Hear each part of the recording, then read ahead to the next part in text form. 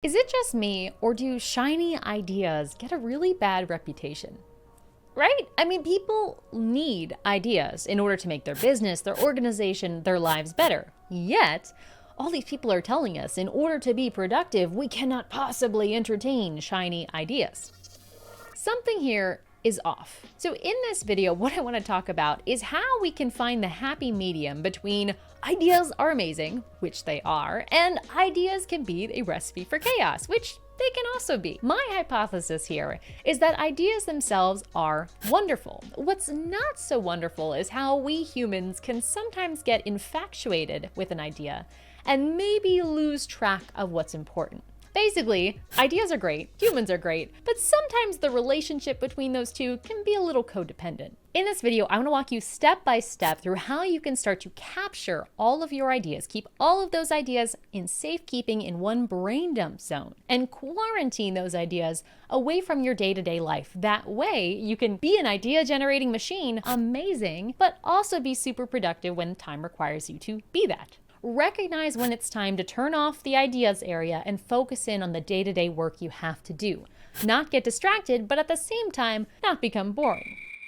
To go about this, we are going to do 4 quick action items together. Ready? Step number 1 is we are going to create a brain dump zone. The requirements for your brain dump zone is to have something that you can access within about 90 seconds, okay? You need to be able to access this, whether that is a piece of software or a notebook. Your goal is to have one spot that you can dump all of your ideas into within 90 seconds of thinking of that idea. Now, yes, there will be exceptions. If you come up with an idea in the shower, I don't expect you to bring your notebook with you, but our goal is going to be that within a normal realm of the day, you can find that brain dump zone and dump your idea within 90 seconds. For most people, an easy way to go about this would be a notebook. If you are someone that is more digital, like we are here, you might also find a task management or project management tool helpful. Things like ClickUp, Notion, Coda, Airtable, all of these can be great spots to dump those ideas quickly and easily. The most important thing about this whole brain dump area is that it is easy for anyone who is dumping the ideas into it. If you're looking to capture ideas from a whole team, make sure it's not a notebook that only you can access. In the same way, if you're looking to make sure that these are ideas that are private to only you, make sure your ideas aren't shared somewhere, that it's shared with your corporate team, okay? So we want to make sure that we are mindful of our audience. Once we have picked our brain dump zone of some kind, we need to decide what is important to us to know about every idea.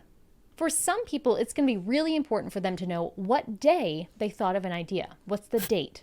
For other people, they're going to want to know, what is this idea for? Is it for my first company or my third company? For other people, they don't really need to know anything other than it's an idea. And that's fine. Once you've decided what is important for you to know about any given idea, we want to create fields for this in our relevant tool. So if we're using a notebook, what we might do is create columns on each page that represent each of the things we want to track. For example, we could have a column for date and another column for the idea.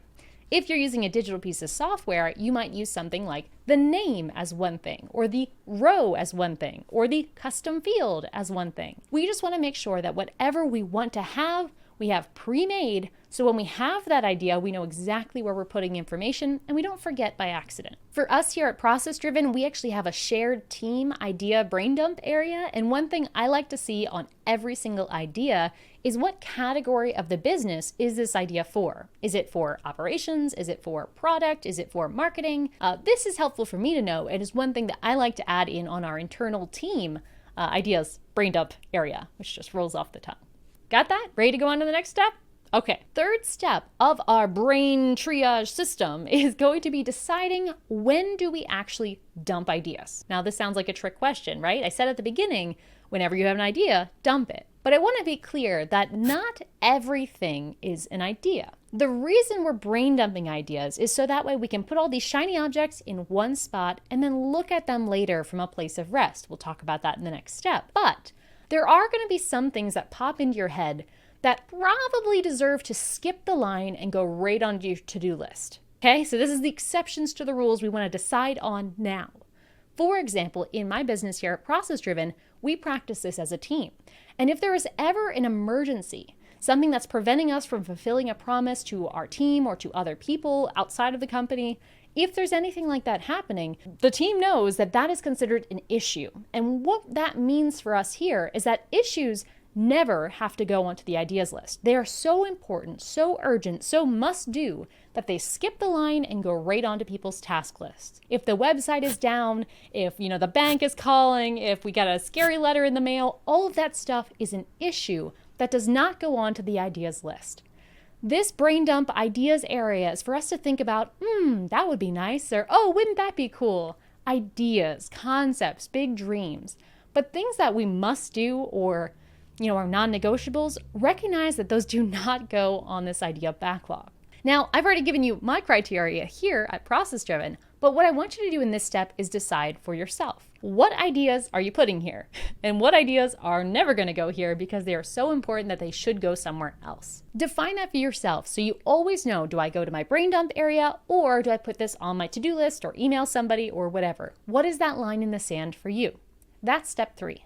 Finally, we are in step 4, and this is the review phase. So to review, so far we have picked a brain dump area, we've decided what we want to track for each idea, and we've decided what are the exceptions to the rule. The fourth thing we want to think about is how do we get ideas out of that brain dump area? The last thing we want is to take all these great ideas, collect them, and then do nothing with them. What's the point? So this last fourth step is for you to decide a repeating cadence for reviewing those ideas. For some people, this might be every Sunday night as they're preparing for their next week. For others, it might be at their quarterly team retreat when they're planning out their next quarter. Whatever the cadence is for you, decide it. By knowing this and making this promise to yourself, putting it on the calendar or on your task list as a recurring task, put that shiny new idea on the list, you have the peace of mind to know, okay, I'm not doing this idea right now, putting it on this list, but I'm gonna get back to it. Next time we have our planning session, I'm gonna review all this, and it's not gonna just be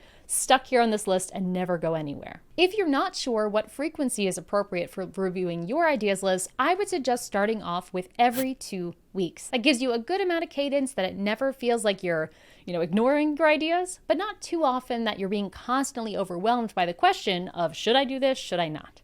The purpose of this whole structure and all 4 steps that I told you about is to separate, again, the ideas and what should I do to the actual doing. The question of what should I do is very stressful. It uses a lot of our willpower. So if we can just add all these tasks to the list without, no discretion, just add them all on there. No idea is a bad idea. And then every week or every 2 weeks, we look over them all and we decide no, yes, whatever it is.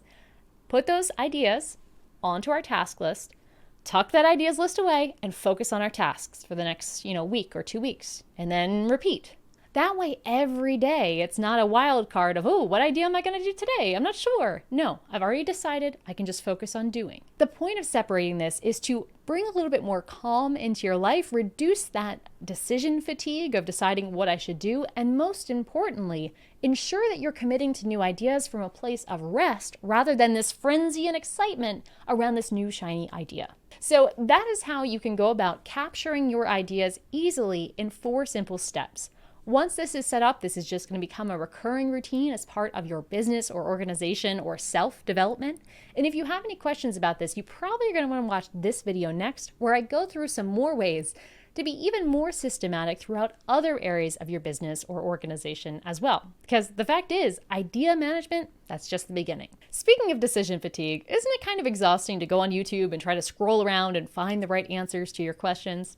Yeah, I think so. I'm a huge YouTube watcher, and I find it a bit overwhelming at times. So if you are someone who finds systemization, operations, efficiency, and the stuff we talk about on this channel helpful, save yourself that decision. Sign up for our email newsletter in the the description area below, and you'll get these videos directly inside your inbox so you don't have to look around for them. They'll come right to your inbox each Friday as soon as they're released. Otherwise, thanks so much for watching, and until next time, enjoy the process.